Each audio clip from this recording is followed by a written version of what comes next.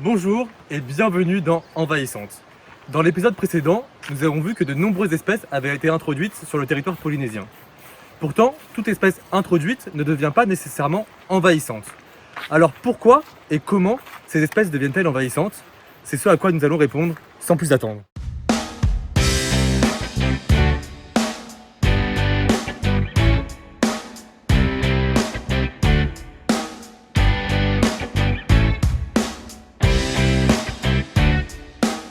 Bon alors, les espèces envahissantes, elles ont des caractéristiques biologiques et physiologiques qui les rendent super compétitives. Et c'est ça justement qui leur permet de devenir envahissantes. Jean-Yves Meyer, qui est un chercheur qu'on a rencontré ici, a dressé le portrait de ces espèces et globalement, ce sont des arbres et des arbustes qui mesurent entre 1 et 15 mètres et qui portent des fruits secs ou charnus. Mais surtout, ce sont des espèces qui peuvent tolérer une grande variabilité en termes d'ensoleillement et d'humidité. Clairement, ce sont des espèces hyper résilientes qui réussissent toujours à s'adapter au milieu, même quand il est perturbé. Les espèces envahissantes vont d'ailleurs elles-mêmes perturber le milieu. Grâce à leur croissance rapide et à leurs larges feuilles, elles vont modifier les caractéristiques de l'écosystème en réduisant l'accès à la lumière. De cette manière, le développement des espèces endémiques va être restreint et celui des espèces envahissantes va être favorisé. C'est un véritable cercle vicieux. Enfin, le développement des espèces envahissantes est favorisé par leur reproduction très efficace.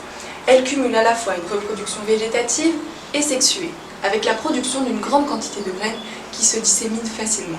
Elles peuvent ainsi conquérir le territoire polynésien. Prenons l'exemple de Myconia calvensis, une des 100 espèces envahissantes parmi les plus nuisibles au monde, et qui couvre actuellement plus de 70% de Tahiti. On remarque que cette espèce coche toutes les cases pour exploser démographiquement et faire concurrence aux espèces indigènes.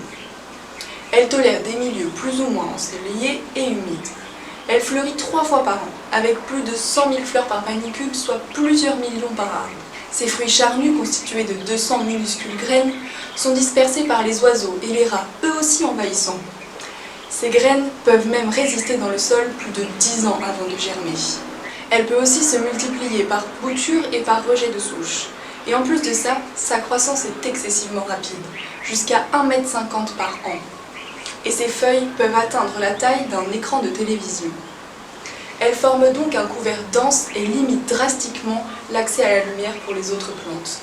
Mais les espèces envahissantes ne sont pas que végétales, puisque de nombreux prédateurs ont été introduits avec l'arrivée des Européens. On a par exemple des herbivores avec les chèvres et les vaches, mais aussi des rats, des cochons, des oiseaux ou encore des fourmis.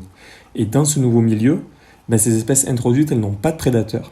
Elles peuvent donc consommer toutes les ressources mises à leur disposition et ainsi décimer les populations d'espèces endémiques. Bon, les espèces envahissantes sont très compétitives.